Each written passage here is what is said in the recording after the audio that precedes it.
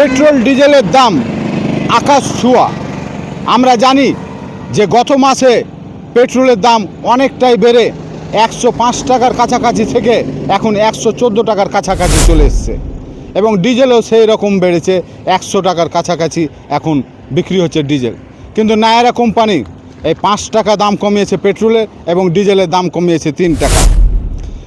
দাম কমিয়েও Indian oil, BPCL, হিন্দুস্তানের সমতুল্যই হয়ে আছে, সামান্য ডিফারেন্স। 113 টাকা 82 পয়সা, ইন্ডিয়ান অয়েলের দাম আছে 113 টাকা 98 পয়সা। তো নায়রা কোম্পানির দাবি যে তাদের তেল নাকি ভালো মাইলেজ দেয় এবং পরিশুদ্ধ তেল, নায়রা কোম্পানির দাবি। কথা হচ্ছে যে ই20 নিয়ে যখন ভারতবর্ষে তোলপাড়, ইথেনল ব্লেন্ডেড, গতকালকে সুপ্রিম কোর্টের একটি শুনানি ছিল এবং কেন্দ্রীয় সরকার তার রায় রেখেছে যেটা এটা ইথেনল ব্লেন্ডেড ই20 এটা এক্সপেরিমেন্ট করা হচ্ছে, এখন ফল পাওয়া যাবে না, সামনে 1 বছর ফল পেতে এর সময় লাগবে, এই বলে সরকারের পক্ষ থেকে দাবি করা হয়েছে। Center has told Supreme Court that ethanol blending is an ongoing experiment. Results to be assessed next year. So this is the latest update that we are getting. Percent ethanol petrol blending is something which the government is now trying to experiment. So tomorrow next year, October onwards, probably the demand will go up or it may go down. Therefore, that's why paragraph 6.8 of the agreement. সরকার পক্ষ রায় রেখেছে যে E20 এখন experiment করা হচ্ছে। তো কথা হচ্ছে যদি পরীক্ষামূলক এক্সপেরিমেন্ট করা হয় তাহলে সাধারণ মানুষের গাড়ি নিয়ে কেন, 140 কোটি ভারতবাসীর গাড়ি নিয়ে কেন, সরকারের আপনাদের নেতা, এমএলএ, মন্ত্রী এদেরকে দিয়ে, এদের গাড়ি দিয়ে আপনারা পরীক্ষামূলক যাচ চালান এবং এক্সপেরিমেন্ট করেন ইথেনল দিয়ে। তো আম জনতারকে দিয়ে এক্সপেরিমেন্ট করার এটা কোনো সামঞ্জস্য হচ্ছে না। आपकी मेहनत की कमाई से खरीदी गई गाड़ी मोदी सरकार के लिए एक्सपेरिमेंट का खिलौना है। मोदी सरकार ने खुद सुप्रीम कोर्ट में ये बात कही है कि गाड़ियों में डाला जा रहा 20% इथेनॉल ब्लेंडिंग वाला पेट्रोल उनके प्रयोग का हिस्सा है। यानी मोदी सरकार प्रयोग के नाम पर आपकी गाड़ियां कबाड़ बना रही है।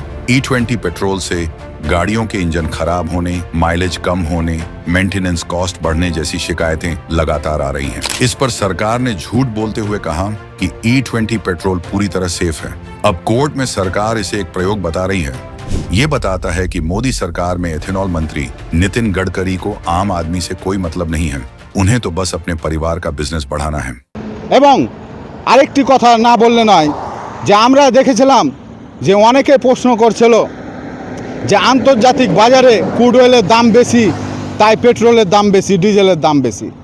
কিন্তু গত মাস চাইতে আজকের দিনে প্রায় 25% দাম কমে গেছে ক্রুড অয়েলের। হ্যাঁ, যেখানে গত মাসে $110 এমনকি $120 হাই মেরেছিল ক্রুড অয়েল, আর আজকের ডেটে $73 আশেপাশে ঘোরাঘুরি করছে।